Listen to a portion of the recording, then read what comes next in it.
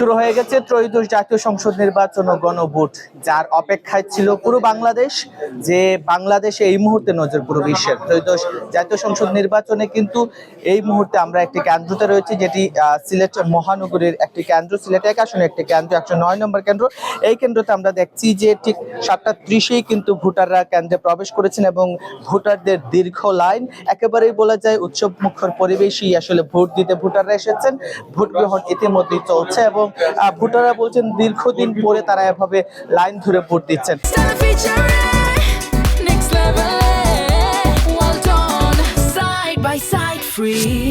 সিলেট জেলাতে 1016টি কেন্দ্র রয়েছে। 1016টি কেন্দ্রের মধ্যে 4 শতাধিক কেন্দ্র কিন্তু ঝুঁকিপূর্ণ কেন্দ্র রয়েছে। তবে প্রশাসনের পক্ষ থেকে বলা হয় যে সব কেন্দ্রেতেই কিন্তু তারা আইন শৃঙ্খলা বাহিনী মোতায়েন রেখেছে। একেবারে জানিয়ে রাখতেছে প্রতিটি কেন্দ্রেতে কিন্তু 12 জন করে আনসার এবং ঝুঁকিপূর্ণ কেন্দ্রেতে 4 জন পুলিশ সদস্য এবং সাধারণ কেন্দ্রেতে 3 জন পুলিশ সদস্য মোতায়েন করে রাখা হয়েছে। এছাড়াও কিন্তু সিলেট মহানগরীতে 6টি থানায় কিন্তু 10টি ড্রোন দিয়ে পর্যবেক্ষণ করবে সিলেট মেট্রোপলিটন পুলিশ। এবং জানিয়ে রাখতে চাই সিলেটের জেলায় কিন্তু 11টি থানায় 2332 জন এবং সিলেট মেট্রোপলিটনের 6টি থানায় 2200 এবং 13 জন অফিসার, 550 জন র্যাব মোতায়েন রয়েছে এবং 55 থেকে 57 প্লাটুন বিজিবি মোতায়েন রয়েছে। এছাড়া সেনাবাহিনী তো রয়েছে।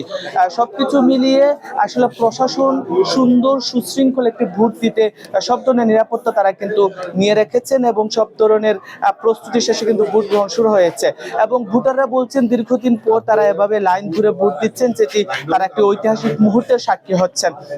অনেকেই বলছেন যে শুধুমাত্র আমরা যে কেন্দ্রতে রয়েছে কায়স্থলী উচ্চ বিদ্যালয়, এই কেন্দ্রে প্রতিটি কেন্দ্রে আমরা দেখেছি ভোটারদের দীর্ঘ লাইন। ভোটাররা এই লাইন ধরে ভোট দিতে পেরে তারা অনেকে শৈশবের স্মৃতিচারণ করছিলেন যে শৈশবে তারা ছোটবেলায় এরকম ভোট দিত।